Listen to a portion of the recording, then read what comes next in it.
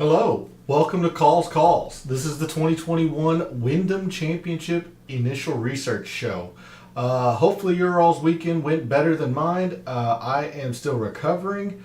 I don't think I picked anything correct at the St. Jude, and Adam Shank at the Barracuda went true to his name and shit the bed everywhere. And yeah, nice 45-1 win ticket down the shit there.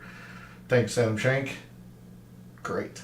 It was a bad weekend, and then DFS I didn't do well at all either. So we're gonna need to cleanse the palate. Obviously, let's cleanse the palate here, and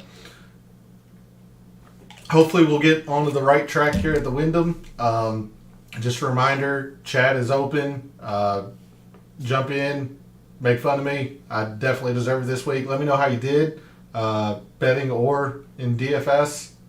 Congrats to Abraham Answer. His first PGA Tour win is a big one. Anytime you win a WGC, that puts you on the map big time. Solid player. And then I believe the Barracuda is still going on. Last I saw, it was Eric Van Rooyen leading. I think he was on 18. He was ahead by 2. Which, reminder, the Barracuda was a modified stable for format. But enough of that. Let's get into the Wyndham. As a reminder, follow me on social media, links in the description. And all stats are provided by Fantasy National. You can use it to make some wise bets and make you a much better DFS player, because clearly it didn't do anything for me, and I trust that you all are smarter than me. So go on and invest in it. It's an amazing tool. With all that, let's dig in and research the Wyndham Championship. And this is the homepage for Fantasy National. I went ahead and already changed the sample size to the last 24 rounds. I'm hoping during the course of this show that the tournament fact sheet will come out. It was not out right before the show started, so I'll periodically be checking that. In fact, I'll do that here. Does not look like it has been loaded yet. Nope. So again, I'll probably check that a couple of times here throughout the show. Hopefully we can find that. But we are at Sedgefield Country Club in Charlotte, North Carolina for the Wyndham Championship. And this is the last PGA Tour event before the FedEx Cup playoffs. So all of the guys that are hovering around the 125 mark will absolutely be playing to secure their spot. And even some that are safely in are going to be playing to try to increase their position to get into the top 70 and the top 30 for the 3 playoff events.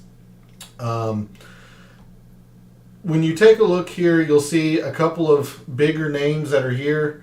Louis Oosthuizen, Sam Burns, who was in the playoff with Abraham Answer and Hideki Matsuyama. Both of them are here this week. You have Patrick Reed, Webb Simpson, who was my big pick for the St. Jude. That didn't turn out well. Ches Reavie, I was pretty high on at the Barracuda. That also didn't turn out well. Gary Woodland had a good week at the Barracuda. Ricky Fowler, who we'll see is the bubble boy. He is 125th in the FedEx Cup standings, so he's right on the line. So he'll need a good showing this week. So all you Ricky fans will be cheering hard for that. This is a Don Ross design, which is very convenient because we can filter on Don Ross designs. I actually used this filter quite a bit to hit Cam Davis at the Rocket Mortgage, so that'll help quite a bit. But this is sorted by strokes gained total of the last 24 rounds. So we have a few bigger names, Jason Kokrak as well, who I kind of skipped over, Sung Jae, and so on, but a lot of the middle to bottom tier of the FedEx Cup standings and those right outside of the FedEx Cup standings trying to secure their spot in the playoffs. Let's go ahead and take a look at Sedgefield here. It is a par 70. Yep, sorry, I had to double check. Par 70 is a very short course. Plays to about 7,100 yards.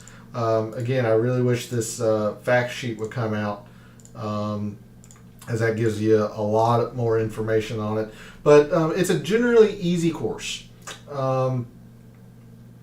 You have a few tougher holes, a pretty long par 3 here on the front 9. And then you have a stretch starting the back 9 where it is brutal.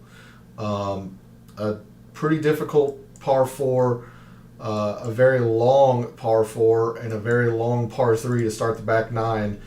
And then the finishing hole, the very, very, very tough 18th. But the back 9 generally plays easier than the front because of these fairly easy holes here. A very short par 4, a very short par 5, and an attackable par 3. You've got the par 5 on the front 9 is quite an eagle chance, and the back 9 par 5 isn't a sneeze of non-eagles either. It can be attacked, but certainly the easiest hole in the course plays to a stroke average of 4.37. So if you're parring this hole, you are losing more than a half a stroke on the field. So you really have to attack this par 5 on the front. And then you just kind of have to play some difficult par 4s well down the stretch and come out away with as good a score as you can on the back. Hold on to your horses. This is a fairly evenly distributed course, as in approach and putting is going to be roughly the same strokes gained for your winners and your top 10s. Ball striking is slightly favored over short game. That's only because off the tee is more than around the green. I mean, yes, putting is a little bit more than putting, but approach is a little bit more than putting. But I mean, that's a pretty dead even graph there. So off the tee and around the green is what constitutes that. Most of the time, you're going to want to take advantage of your par 5s on courses because this is a par 70, and the tough par 4s here at Sedgefield. The par 4s are going to be the more important factor this week when you're looking at par 3s, 4s, and 5s. Certainly, you need to attack the 2 par 5s here, but it seems most people do. And where the winners make their hay is on the par 4s, particularly on the back if they can hold on to and make those pars on those tough par 4s. We come down here. This is what I like to see. A heavy plurality or majority of holes in one category. So as much as I don't like to narrow down on specific lengths of holes and proximity ranges, it absolutely applies here to Sedgefield. You can see 8 of the 12 par 4s, so 3/4 of the par 4s fall in this 400 to 450 category, so we're definitely going to be looking at that this week. The par 3s, you have 1 of each length. The 2 tough ones obviously are here. That one's fairly easy. And then your 2 par 5s are split between 500 and 550 plus, with this par 4 being the toughest on the course, the 18th. And if you look at the approach shot here, I mean, it is more than 7% more than the tour average of approach shots coming from 150 to 175. So we're definitely going to want to look and see who is dialed in from that range as well. So par 4s, 400 to 450, 150 to 175 approaches. The cut line historically has been on the easier side, we'll say. We've had some -3s, a lot of -2s, which is a bit on the easier side, not necessarily categorized as easy, but I will definitely say on the easier side.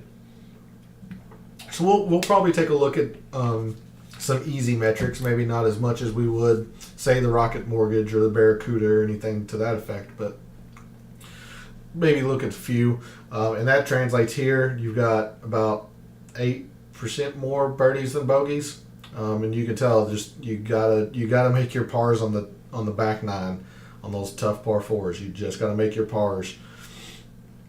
Slightly higher driving accuracy than the normal PGA Tour event. Greens are a lot more. Scrambling is a little bit higher than the tour average. You get more 3-putts per round here. And then the distance is lower and the proximity is lower. So again, without that tournament fact sheet, I'm going to guess the average green proximity being lower. That means probably smaller greens or easier to hit greens. And then the driving distance and the driving accuracy means there's probably a lot of forced layups off the tees, club downs, and so on. That would be my best guess. I'm not terribly familiar with Sedgefield, so I'm really hoping that fact sheet comes out here in a little bit. Well, there's a quick look at Sedgefield. We're definitely, like I said, going to look at the length of par fours, the 400 to 450. We're going to look at the approach shots from 150 to 175. Look at par fours in general. Two tough ones there, a very tough one there. So it'll be important to see who plays par fours well. And we'll look at some Don Ross stuff as well, especially tomorrow on the Data Dive show. Let's go and look at the historic conditions of Sedgefield. As you can see here on the right, we've been at Sedgefield for this event for as long as I can remember. If you can get my head out of the way, 2012, all of this is Sedgefield as well. So going all the way back to 2012, we've been at Sedgefield. Scoring relative to par, you see mostly easies, a few average. It's never been difficult. Excuse me. Back in 2013, there was one round where it was difficult. It generally tends to the easier side of play. We are on Bermuda Greens this week, just like at the St. Jude. Again, I don't pay much attention to green firmness as that can vary from year to year. Generally, it looks like it's medium to firm, but last year was soft. So again, I don't put a lot of stock into that. Green speed has traditionally been fast. It was average for 1 year or a couple years way back, but from 2015 on, it has been fast. So we're definitely going to look at the putters who are good on fast Bermuda Greens. As you saw here, or as we went over the course breakdown, course is very short, less than 7,200. I think it plays to about 7,100.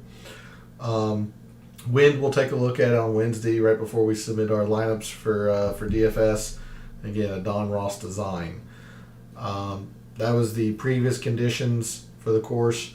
If we look at tournament history, right now I've got it sorted on 2020. Jim Herman is your defending champion.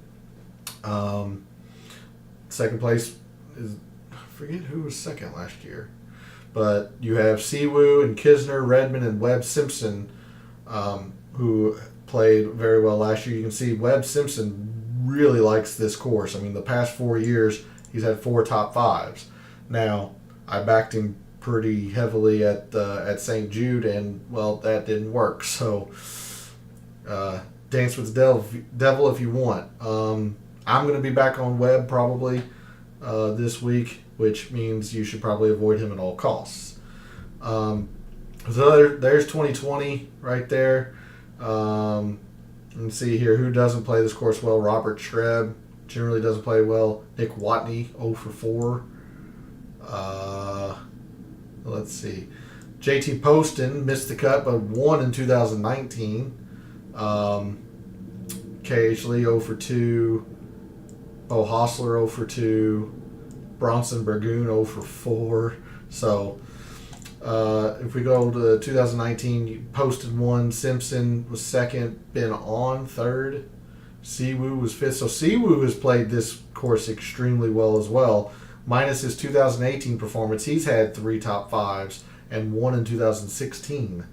So, if we sort by strokes gained total, Webb Simpson the past 5 years is your leader in strokes gained total. Probably no surprise, 4 straight top 5s and a very middling finish in 2016. You've got Ryan Armour, second here. He has 2 top 10s a few years ago. You have Brandt Snedeker, who won in 2018. You could see we just talked about. Kevin Kisner, he's 3 for 3 at this event with 2 top 10s. Kokrak has some pretty good performances, a top 10 here, 2 other basically top 15s. Reed, hasn't played for 3 years at this event, but did play well when he did. McCarthy, RCB, Sung Jae. So that gives you a pretty good look at who has played this course well in the past, and the guys who haven't played so well in the past. Michael Kim, Robert Streb, Trainer, Burgoon, Watney, Taylor, Harrington. Austin Cook's 2 for 2 with a lot of negative. Vegas is 0 for 2. So there's a look at the field history at the Wyndham Championship. I'm going to check this again real quick. Hopefully that has come out. It has not, of course. Let's take a look at the FedEx Cup standings here. And again, I've only got this shown from 110 to 135. So the players that are right on the bubble, and certainly if somebody's off the pace, say 150 and wins, they'll jump into the FedEx Cup playoffs and such. But I just wanted to take a look at who's hovering right around that cutoff line. Ryder, Fratelli, Reeve, Adam Shank, who kind of like Max Homa earlier this year. I'm on quite a jaded lover spree here with Adam Shank. Anytime you're betting on a golfer with a last name of Shank, that should tell you something. Wierenski, Lahiri, CT Pan, Ryan Armour, who has played well at this event, so he's definitely needing to play well to secure his standing. Gary Woodland, who had a pretty good Barracuda, is right on the cut. Kuchar, who missed the cut at the Barracuda, needs a very good showing. Adam Scott, we mentioned Ricky Fowler is your bubble boy there. Adam Shank there, Ryder. You've got people on the outside. Patrick Rogers just on the outside. Villegas, Charles Howell III.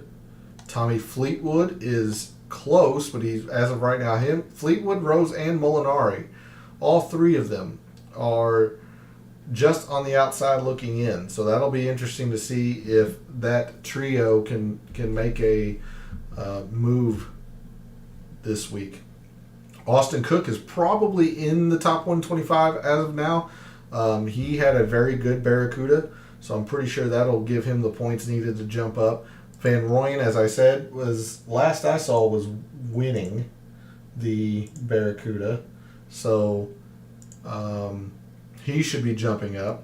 But that gives you an idea of people who are really needing to have a good week to secure their position in the top 125. You see here, coming from 110, you got Perez at 109. Zach Johnson's 99th. Jason Day is 95th. So some of these guys are you would think they're safely in the top 125, but all it takes is one bad tournament and you're not looking that great. So again, very important to play well this week if you're on the bubble there of the top 125. So let's kind of just go through here.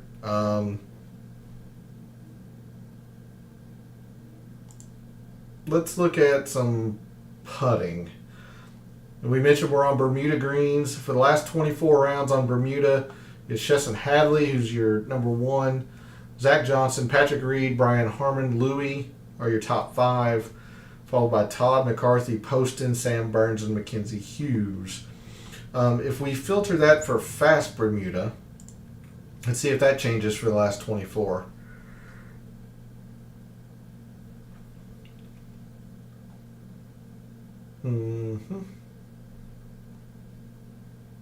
Taking its time. Well, you can tell Aaron Wise isn't good. McCarthy is your number 1 fast Bermuda Green putter. Ricky, number 2. Kazire, Burns, Todd, followed by, that's your top 5, followed by Poston, Schwartzel, Wierenski, Vaughn Taylor, and Wyndham Clark. Justin Rose, just outside the top 10. Webb Simpson, just outside the top 10. So,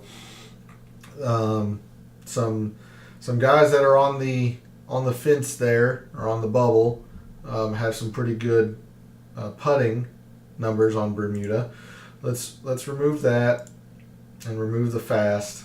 Let's look at Don Ross. Let's look who plays Don Ross courses well.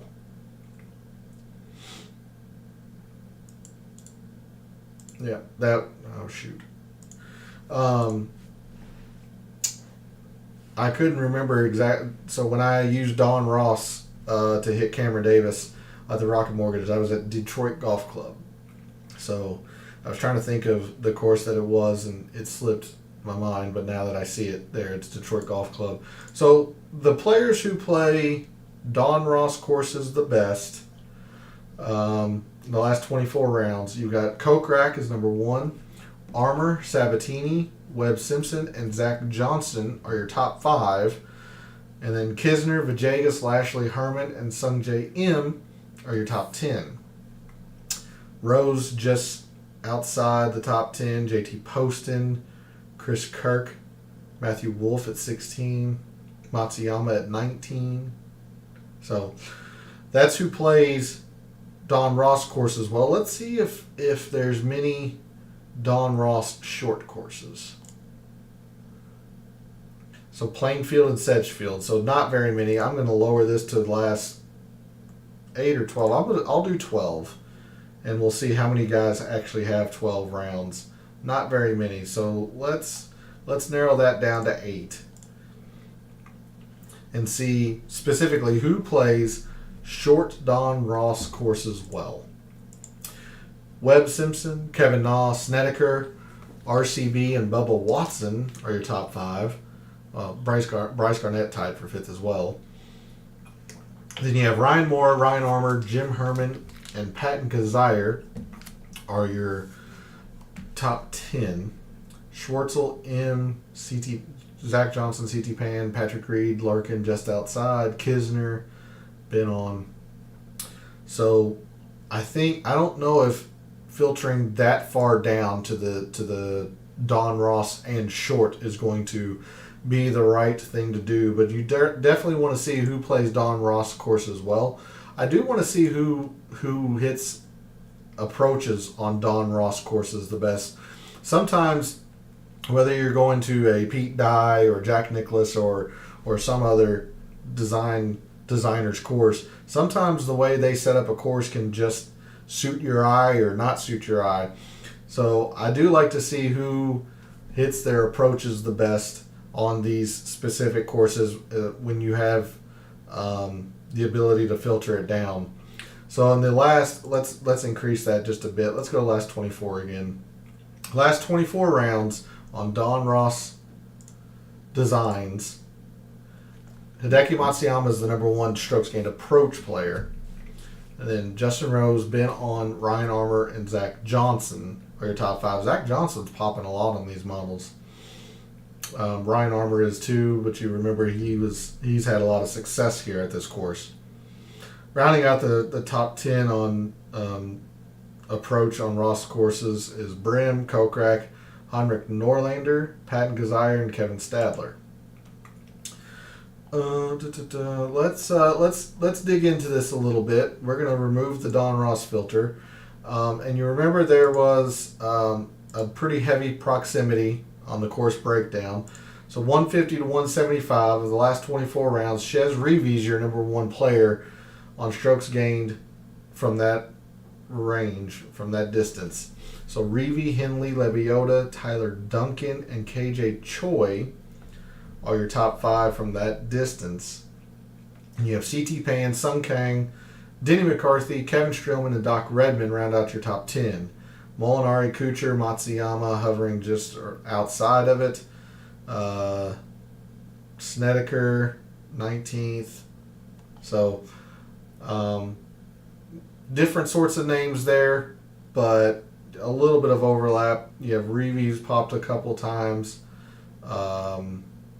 Lurking just outside. Kuchar's popped a couple times. Matsuyama, Glover. So a little bit of overlap there. Let's look at the par four. Let's do par fours alone first. Louis, Lebiota, Seamus Power, Schwartzel, Snedeker. Top 5, Grace, Streelman, Todd, Reeve, and Patrick Reed round out the top 10. You got Armour again, hanging just outside the top 10. Pretty unique list there as the par fours. Let's see if there's any overlap here. From the distance of par fours, you've got Lebiota, Hickok, Kramer, Hickok, Zach Johnson, Streelman, Armour rises to 5th. Stallings, Harmon, Snedeker, Reeve, and Stewart round out the top 10. So, interesting list of names here around those par fours and the strokes gained on those holes. Let's take a look at birdies. Birdies are better. Well, let's do opportunities. I am going to filter on Don Ross just to get an idea here for guys who might like Don Ross courses the best. Again, no surprise when we saw Matsuyama was the number 1 strokes gained approach player on Don Ross Designs. He's number 1 on opportunities gained.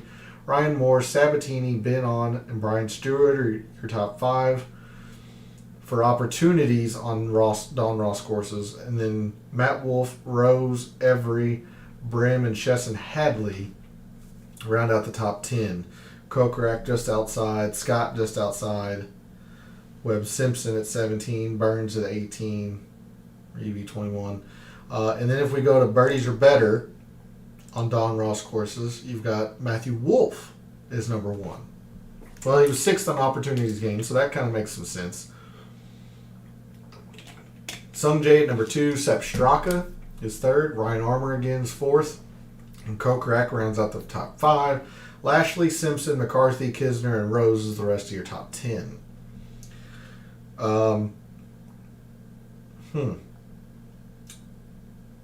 Not much more to look at here. Again, I kind of wish that the fact sheet would come out. It should be out by tomorrow when we go into the Data Dive show, and by the time it comes out, I'll probably start the show tomorrow with that, just to make sure what I'm seeing or what we're seeing in the graphs here with higher driving accuracy, lower distance, tells me that's a club down course, and then the proximity, the 3 putts, the green and regulation percentage. This tells me that they're large greens. This would either say that they're small greens, or it's just easier to get close, hence an easier course. So I'd be interested to see the fact sheet. Maybe some people have sometimes tournaments have the stimp meter reading, some don't, but you definitely do get the average green size. You'll get the water hazards, sand bunker number of bunkers in play, and all that stuff. So let's take a look here and let's do putting. And we did strokes gained putting on Bermuda. We did that earlier. So let's look at 3-putt avoidance, because 3 putts are fairly common here. Let's look at 3-putt avoidance on Bermuda Greens. You've got Brian Harmon, number 1, Lashley, Reeve, Armour, and Harold Varner are your top 5. Then Hubbard, Hughes, Reed, Kisner, and Todd round out the top 10 for 3-putt avoidance on Bermuda.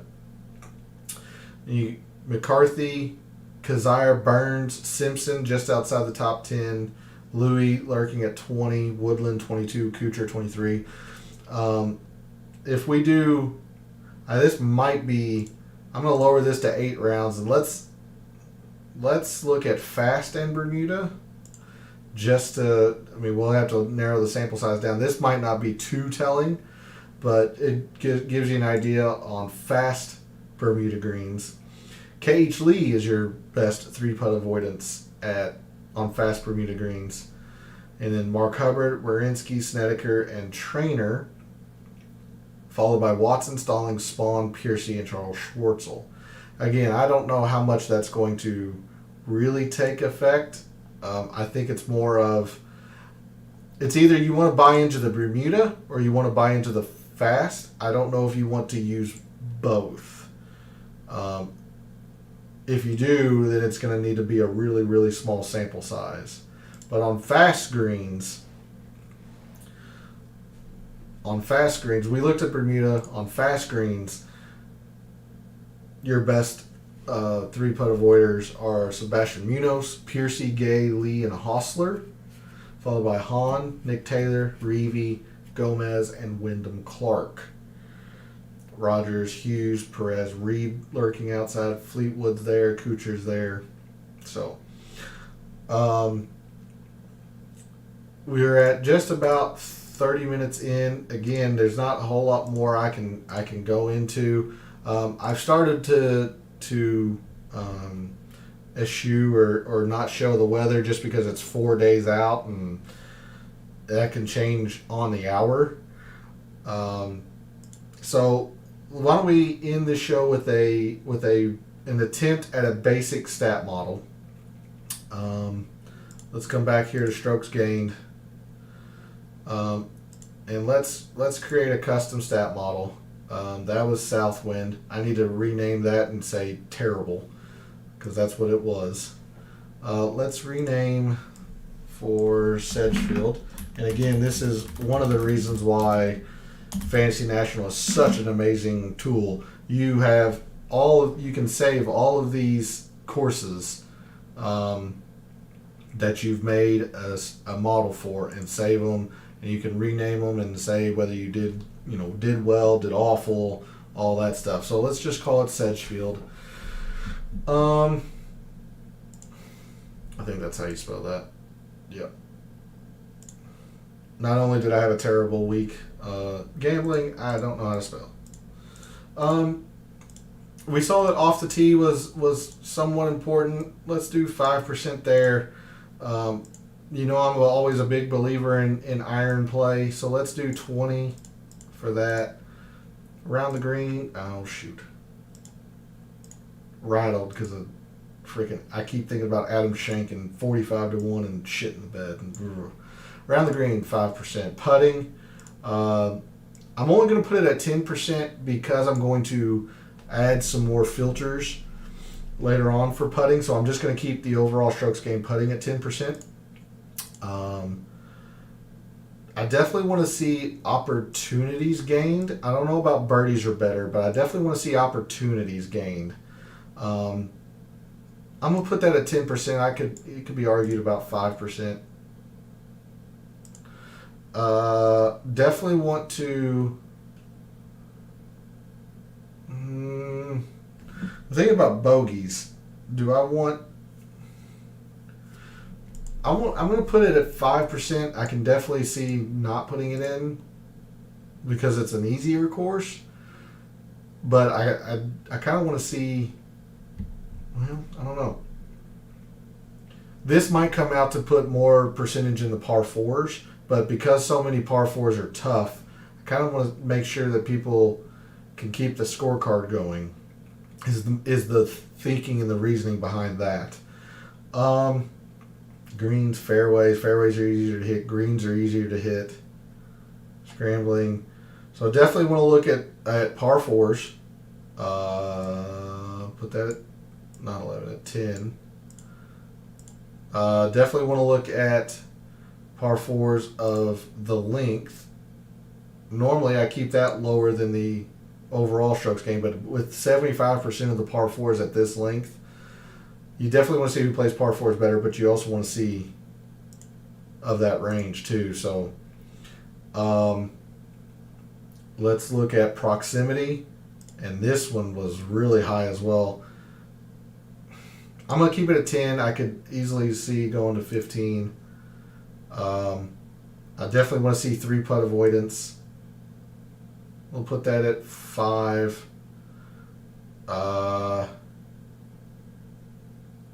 Opportunities, bogeys. I got 10% here. Let's do off the tee at 10 just because it was slightly more important than around the green. Approach, strokes gained putting, opportunities, bogeys. Let's do par 4s up to 15% just to kind of round this out, make it a somewhat easier, quicker model to generate. And of course, tomorrow we'll really dig in. I'll do a mixed model tomorrow. See what that brings up, where I can, do the putting on Bermuda, the approaches on Don Ross, and so on. But of the last 24 rounds, using this as our first initial model, you have 10% for off the tee, 20% approach, 5% around the green, 10% putting, and so on. Number 1 is Seamus Power, your Barbasol winner, who's been pretty good as of late. It's decided to skip on us. Come on. You can see the issue here. It keeps wanting to skip. That's done. So Seamus Power. Let's look at Seamus Power here. Of course, he won the Barbasol, but you look here, he's got 6 straight top 20s. Barbasol was a win. He had a top 10 at the John Deere, a top 10 at the Rocket Mortgage, top 20 at the Travelers, top 20 at the Palmetto, and top 10 at the Byron Nelson. He has been very good as of late. You can see why. His irons have been just dialed in. I mean, completely dialed in there. He's been spectacular around the green as well. The times he has lost strokes putting, it has been negligible. The last time he lost a lot of strokes, he made the cut, but very middling finish, which you could expect. His off the tee has been hit and miss, to be fair. So if he has a good driving week, this should set up well for him. And I think it will, because I don't think he's that long off the tee. Let's see, driving distance. Let's do fairways, greens. Let's look at driving distance here. And Seamus Power, yeah, he's not anywhere up here high. I had him. Yeah, he's 55th. So I mean, he's not the shortest in the field, but he's definitely not the longest either. So I like this for Seamus Power. If guys are having to club down anyway, then this gets into an iron hitting contest, and you can see he's one of the hottest with his irons lately. Almost, 3.5 strokes gained per tournament in approach. That's really, really outstanding. And then not to mention he's been good around the green. He's been great on the green. So makes complete sense why Seamus Power is number 1. Lebioda's been on a pretty good run as well. He's not very good at avoiding 3 putts, but otherwise he's got some elite numbers here. He's very good from the proximity. He's the best at the length of the par 4s. He's second best at just par 4s in general. Great at avoiding bogeys. So Power, Lebiota, Reeve, Oosthuizen, and Armour are the top 5 given these percentages on the statistics. And then you have Streelman, Stewart, Reed, Kokrak, and Vegas rounding out the top 10. Sam Burns lurks at 11th, Gary Woodland 14th, Kuchar 15th, Fowler 28th in the model, and he's the bubble boy. Sorry, I didn't mean to highlight it all. Ricky Fowler there, 28th, Mr. 125 in the standings. So, yeah. So there's a quick look at the initial model. Again, I'll be tweaking this all tomorrow to prepare for the Data Dive show. We'll definitely get into another mixed condition model. I'm definitely going to want to look at some Don Ross numbers, some fast Bermuda putting, short course approaches, and proximities from that range. So we'll have a lot to get into tomorrow for the Day Dive show. I'll take one more quick look. It looks like I'm going to have to start the show off tomorrow with the tournament fact sheet. So hopefully you all come back in tomorrow. There's my desktop. I'm going to actually come back to this view here. So come back tomorrow. We'll go over the tournament fact sheet once it's out, and then we'll dig in straight to some heavy data. Look into and make a mixed condition model for the Wyndham Championship. So again, in the comments, let me know how you did this week. I solemnly think that it's probably better than me. I hope it's a lot better than me because I lost a lot. I lost my ass. Like I said, I didn't pick anything right at the WGC. I think I got a couple of top 20s for the Barracuda, but Shank really hurts. In the lead by 4 and then blows it. But anyway, that'll do it for the initial research show. Come back tomorrow for the Data Dive. And until then, may all your bets be profitable.